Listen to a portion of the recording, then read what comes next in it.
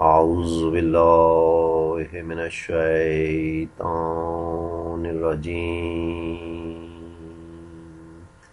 بسم اللہ الرحمن الرحیم۔ اس بارے میں کہ واجب الوجود واحد ہوتا ہے، اگر ہم دو ایسے موجود فرض کریں جو وجود میں واجب ہوں تو ان دونوں میں سے ہر ایک کے لیے کمال کا ایک ایسا مرتبہ اور وجود و تحصل کا ایک ایسا حصہ ہوگا جو دوسرے میں نہ ہوگا،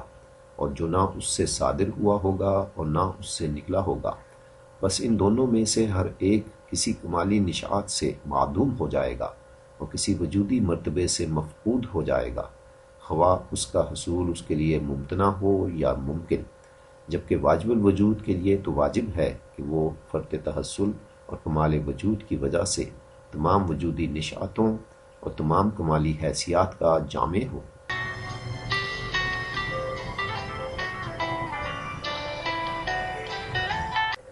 واجب الوجود وہ خالص وجود ہوتا ہے جس کا وجود اس کی ذات کو واجب ہوتا ہے۔ واجب ہونے کی وجہ سے اسے اپنے ہونے میں کسی علت کی حاجت نہیں ہوتی، یعنی اس کا وجود خود اس کے اپنے آپ سے ہے، کسی علت کا مرہون منت نہیں ہوتا۔ جب بات ایسے ہے تو کسی بھی قسم کی کوئی وجودی حقیقت ہو وہ واجب الوجود کی ذات سے باہر نہیں ہو سکتی، کیونکہ اگر کوئی بھی وجودی حقیقت اس کی ذات سے باہر ہوگی تو اس کا مطلب تو یہ ہوگا کہ اس وجودی حقیقت کا حصول یا پھر تو اس واجب الوجود کے لیے ممکن ہوگا یا ناممکن۔ پہلی صورت میں وہ مفروضہ واجب الوجود اس وجودی حقیقت کے حوالے سے ممکن الوجود قرار پائے گا، اور دوسری صورت میں ممتنع الوجود، یعنی کسی بھی صورت میں وہ واجب الوجود نہ رہے گا۔ گویا ہر وجودی حقیقت کا واجب الوجود کی ذات میں پایا جانا وجوب الوجود کا ایک ذاتی تقاضا ہے۔ اس کا مطلب تو یہ ہوا کہ ہر قسم کا وجودی کمال اور ہر قسم کا وجودی تحصل واجب الوجود کی ذات اقدس میں ہی ہوتا ہے، اس سے باہر نہیں ہو سکتا۔ واجب الوجود ان سب کا جامع ہوتا ہے۔ گویا واجب الوجود کی ذات کا ایک لامحدود طور پر کامل ذات ہونا ایک ناگزیر امر ہے، کیونکہ کسی شے کی کمی ہی اس کو ممکن الوجود بناتی ہے۔ جب حقیقت اس طرح ہے تو واجب الوجود جیسی ہستی ایک سے زیادہ ہو ہی نہیں سکتی، کیونکہ اس طرح کی دو ہستیاں فرض کرنے سے محالات لازم آتے ہیں۔ مثلا واجب الوجود کے ایک سے زیادہ فرض کرنے کی صورت میں یہ ماننا پڑے گا کہ ان دونوں میں کچھ نہ کچھ اختلاف ہے، اور یہ اختلاف کسی ایسے وجود یا کسی ایسے کمال کی وجہ ہی سے ہو سکتا ہے جو ان دونوں میں سے کسی ایک میں تو ہو اور دوسرے میں نہ ہو، کیونکہ اگر ایسا نہ ہو تو وہ دونوں ایک ہی ہو جائیں گے اور گویا ایک ہی ہستی ہوں گے۔ اب جس مفروض واجب الوجود میں اس وجود یا اس کمال کی کمی ہوگی تو اس وجود یا کمال کے حوالے سے وہ ممکن الوجود یا ناقص قرار پائے گا، اور یوں وہ واجب الوجود یا لامحدود کمال کا حامل قرار نہیں دیا جا سکتا، یعنی وہ مفروضہ ہستی واجب الوجود ہوگی ہی نہیں۔ گویا لامحدود کمال کی حامل ایک اور صرف ایک ہستی ہی ہو سکتی ہے، اور وہی دراصل واجب الوجود کی واحد ہستی ہے۔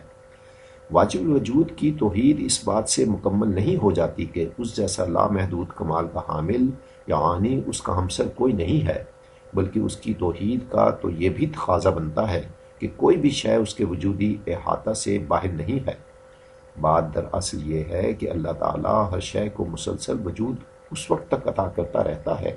جب تک اس شے میں اس وجود کو حاصل کرنے کی استعداد ہوتی ہے۔ پھر یہ بات بھی واضح ہے کہ کوئی بھی عطا کنندہ کسی کو کوئی ایسی شے نہیں عطا کر سکتا جو خود اس کے پاس نہ ہو، یعنی جو وجود خدا تعالی کسی شے کو عطا کر رہا ہوتا ہے وہ خود خدا کے پاس ہوتا ہے، بلکہ وہ وجود خدا ہی کا وجود ہوتا ہے جو محدود ہو کر اس شے کا وجود کہلانے لگتا ہے۔ تیسری طرف یہ بھی ایک حقیقت ہے کہ وجود کی عطائیگی جسمانی اشیاء کی عطائیگی کی طرح نہیں ہے کہ عطا کرنے پر مالک سے جدا ہو جائے۔ مثلا اگر ایک انسان ایک کتاب کسی دوسرے انسان کو عطا کرتا ہے تو کتاب کی عطائیگی کے بعد وہ کتاب مالک سے جدا ہو کر اس انسان کے پاس آ جاتی ہے۔ اس کے برخلاف وجود کی عطائیگی کا معاملہ قدرے مختلف ہے، چونکہ یہ عطائیگی تو خدا کی طرف سے مسلسل ہوتی چلی جاتی ہے، اس لیے اس عطائیگی کے دوران عطا کیا گیا وجود خدا سے جدا نہیں ہوتا بلکہ اس کے پاس بھی رہتا ہے اور اس شے کو بھی میسر آتا رہتا ہے۔ ان تمام حقائق سے بات واضح ہو جاتی ہے کہ اس کائنات میں جتنے بھی وجودات ہیں اور جتنے بھی کمالات ہیں، واجب الوجود کی ذات اقدس ان سب کی وجود کی مالک ہے۔ وَلِلَّهِ مُلْكُ السَّمَاوَاتِ وَالْأَرْضِ، اور وہ اسی کے وجودی احاطہ کے اندر ہی رہتے ہوئے اسی سے پھوٹ پھوٹ کر ظہور پذیر ہو رہے ہیں۔ اس مقام پر اگر کوئی یہ اعتراض کرے کہ جب کوئی بھی شے واجب الوجود سے باہر نہیں ہو سکتی تو سامنے کی شکل میں ممکن الوجود ہستیوں کو واجب الوجود سے باہر کیوں دکھایا گیا ہے، تو اس کا جواب یہ ہے کہ اس شکل میں دکھائی گئی علیحدگی دراصل ان ہستیوں کی ممکنیت کی وجہ سے ہے، اور اس بات کا اظہار ہے کہ وہ واجب الوجود نہیں ہے، لیکن وجودی طور پر ان سب ہستیوں میں سے کسی کا وجود بھی واجب الوجود کے وجود سے باہر نہیں ہے۔ اس لیے اس شکل میں دکھائی گئی یہ علیحدگی محض اس شکل کا ایک نقص ہے۔ مابعد طبیعتی حقائق کی وضاحت جب اشکال یا علامات کے ذریعے کی جاتی ہے تو اس قسم کے نقائص عموماً سامنے آ جاتے ہیں۔ واجب الوجود کی وحدت کو بعض اوقات اس طرح بیان کیا جاتا ہے کہ اس کی ذات ہر شے کے مرکز میں کچھ اس طرح ہے کہ یہ مرکز تو ایک ہی رہتا ہے، جبکہ وجود کے دیگر مراتب اس مرکز سے پھوٹنے والے مختلف دائروں کی طرح ہوتے ہیں۔ اس حقیقت کا اظہار بھی ایک شکل سے کیا جا سکتا ہے۔ اگر ہم سامنے شکل میں دکھائی گئی مثلث کے راس المثلث کے گرد اور بہت سی مثلثیں بنا دیں تو واجب الوجود تمام مخلوقات بشمول جسمانی کائنات اور ملائکہ ہر شے کے مرکز میں آ جاتا ہے، اور یوں اس بات کا اظہار بہتر انداز سے ہوتا ہے کہ وہ واحد مرکز ہے اور اس کی تمام مخلوقات مختلف دائروں کے محیط پر موجود کثیر نقاط پر مشتمل ہیں۔ یوں وہ ہر شے کے مرکز سے اپنا وجودی فیضان جاری رکھے ہوئے ہے، یعنی اس کے وجودی فیض ہی سے ہر شے قائم ہے۔ لیکن اس شکل میں بھی ایک نقص ہے، اور وہ یہ ہے کہ اس شکل سے تو یہ معلوم ہوتا ہے کہ تمام اشیاء خدا کے مرکزی وجود سے باہر ہیں۔ اس نقص کو رفع کرنے کا طریقہ یہ ہے کہ اس شکل کو الٹ دیا جائے اور حقیقت کا اظہار سامنے کی شکل سے کیا جائے۔ اظہار کی یہ شکل کافی بہتر ہو جاتی ہے اور قرآن کی اس آیت کے مطابق بھی ہو جاتی ہے جس میں کہا گیا ہے کہ اللہ ہر شے کو محیط ہے۔ لیکن یہ احاطہ کوئی مکانی احاطہ نہیں ہے، بلکہ یہ ایک علمی احاطہ ہے، یعنی اللہ کا وجودی فیض دراصل ایک علمی فیض ہی ہے جس سے وہ تمام کائنات، اس سے پہلے تمام ملائکہ کو تخلیق کر رہا ہے۔ لیکن اس شکل سے بھی یہ نہیں سمجھنا چاہیے کہ اللہ کی تمام مخلوقات اس کے اندر موجود اس کے اجزاء کی طرح ہیں۔ ذات باری تعالیٰ کبھی بھی اجزاء سے مرکب نہیں ہو سکتی، کیونکہ مرکب تو اپنے اجزاء کا محتاج ہوتا ہے، اور یوں محتاج ہونے کی وجہ سے کوئی بھی مرکب شے واجب الوجود نہیں بن سکتی، بلکہ بات کچھ اس طرح ہے کہ واجب الوجود سے وجود کا نزول مختلف مراتب میں ہوتا ہے، اور چونکہ یہ مختلف مراتب علت و معلول کے مراتب ہوتے ہیں، اس لیے یہ مختلف مراتب وجود کی شدت میں مختلف ہوتے ہیں۔ وجہ اس کی یہ ہے کہ ہر علت ذاتی اپنے معلول سے وجود کی شدت میں زیادہ ہوتی ہے، اور اس کی نسبت ایک زیادہ کلی حقیقت ہوتی ہے۔ اس لیے کلی حقیقت کا جو مرتبہ جتنا زیادہ خدا سے قریب ہوتا ہے اتنا ہی اس کے وجود میں شدت زیادہ ہوتی ہے، جبکہ اس میں کثرت کم اور وحدت بڑھتی جاتی ہے۔ کلی حقیقت کی اس وحدت اور اس سے صادر کثرت کو ملا صدرہ ایک اور مقام پر کچھ اس طرح بیان کر رہے ہیں: جس نے زید کو دیکھا اس نے گویا حقیقت انسانی کو دیکھا، جو ایک ایسی عقلی کلی ماہیت ہے جو عالم عقل میں بھی پائی جاتی ہے اور ہر شخص انسانی میں بھی پائی جاتی ہے۔ یوں یہ واحد حقیقت متعدد جگہوں اور مختلف زمانوں میں پائی جاتی ہے اور غیر متناہی اشخاص کے ساتھ متحد ہے۔ تو ایک پہلو سے تو وہ ان اشخاص کی عین ہوتی ہے اور ایک پہلو سے ان کی غیر ہوتی ہے، کیونکہ وہ اس حیثیت سے کہ وہ ہے، نہ تو کسی جگہ پہ واقع ہوتی ہے اور نہ ہی کسی مقام پر، اور نہ ہی کسی شکل کی حامل ہوتی ہے اور نہ ہی کسی رنگ کی، اور نہ ہی مقام میں ہوتی ہے اور نہ ہی زمان میں، لیکن اس کے باوجود وہ ان تمام اشخاص کے عین وجودات کے ساتھ موجود ہوتی ہے اور ان کے ساتھ متحد ہوتی ہے، حالانکہ اشخاص ان کونی صفات کے ساتھ اور اپنے مابین سیاہ و سفید،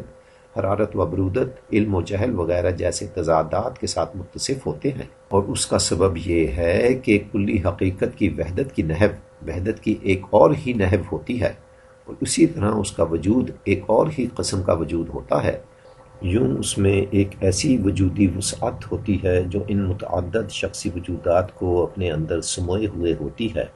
حالانکہ اپنی ذات میں وہ ان میں سے کسی بھی شے کی محتاج نہیں ہوتی۔ ملا صدرہ کے اس بیان سے یہ بات واضح ہو جاتی ہے کہ خدا اور ملائکہ کے ایسے کلی حقائق میں ایک خاص قسم کی وجودی وسعت ہوتی ہے جو اپنی وحدت کو زائل کیے بغیر جزئی حقائق کی کثرت کو اپنے اندر سموئے ہوئے ہوتی ہے۔ اس وجودی وسعت کی وحدت کو سمجھنے کے لیے مختلف وجودی مراتب میں ربط کو سمجھنے کی ضرورت ہے۔ وجود کے ہر دو مراتب میں ربط کچھ اس طرح کا ہوتا ہے جیسے کسی اصول کا اپنے اطلاقات کے ساتھ ہوتا ہے، اور ظاہر ہے کہ اطلاقات خواہ کتنی ہی تعداد میں کیوں نہ ہو جائیں، اس سے اصول کی وحدت پر کچھ بھی فرق نہیں پڑتا۔ مثلا علم ہندسہ میں دائرے کا اصول اس کا ایک کلیہ ہوتا ہے۔ اس کلیے کا اطلاق کر کے خواہ کتنے ہی دائرے کیوں نہ بنا لیے جائیں، ان دائروں کی کثرت سے کلیے کی وحدت پر کچھ بھی فرق نہیں پڑتا۔ دائرے کا کلیہ جوں کا توں ایک ہی رہتا ہے۔ اسی طرح علت ذاتی کا ہر وجودی مرتبہ اپنے سے نیچے معلولی مرتبے کی ایک اصولی اساس کے طور پر کام کرتا ہے، جبکہ وجود کا ہر نچلا مرتبہ معلول ہونے کی حیثیت سے اس اصولی اساس کے اطلاقات پر مشتمل ہوتا ہے۔ اس لیے نچلے مرتبے کے اطلاقات کی کثرت اعلیٰ مرتبہ کے اصولی وحدت کو کچھ نقصان نہیں پہنچا سکتی۔ یہی وجہ ہے کہ جسمانی کائنات میں خواہ کتنی ہی کثرت کیوں نہ ہو، یہ کثرت اپنے سے اوپر نفوس کے عالم کی وحدت کو کچھ بھی ضرر نہیں پہنچا سکتی۔ اسی طرح نفوس کی خواہ کتنی ہی کثرت کیوں نہ ہو، وہ اپنے سے اوپر عالم عقول کے ملائکہ کی وحدت کو کچھ بھی نقصان نہیں پہنچاتی، اور بالآخر عالم عقول کی کثرت بھی ذات باری تعالیٰ کی وحدت کو کچھ بھی نقصان نہیں پہنچا سکتی۔ یوں مادی مرتبے کے نچلے ترین مرتبے سے لے کر واجب الوجود کے اعلیٰ ترین مرتبے تک ہر نچلا مرتبہ اوپر والے مرتبے کی وحدت میں گم اور نابود ہے۔ اب چونکہ بعض ذات باری تعالیٰ اپنی تمام مخلوقات کی پہلی علت اور پہلا اصول ہے، اس لیے اس کی وحدت نچلے مراتب کی کثرت سے بالکل محفوظ رہتی ہے۔ گویا ہمارے سامنے پائی جانے والی کائنات اور اس کو تخلیق کرنے والے ملائکہ کی کل کثرت ذات باری تعالیٰ کی وحدت میں ہلاک اور نابود ہے۔ اس لیے قرآن میں ارشاد باری تعالیٰ ہے، ہر شے ہلاک ہے سوائے اس باری تعالیٰ کے رخ کے۔ گویا سچ تو یہ ہے کہ یہاں حق اور اس کی وحدت کے سوا کچھ بھی نہیں ہے۔ جو کچھ کثرت ہمیں اپنے ارد گرد نظر آ رہی ہے وہ ہماری نظروں کا دھوکہ اور ہمارے وہم کا فریب ہے۔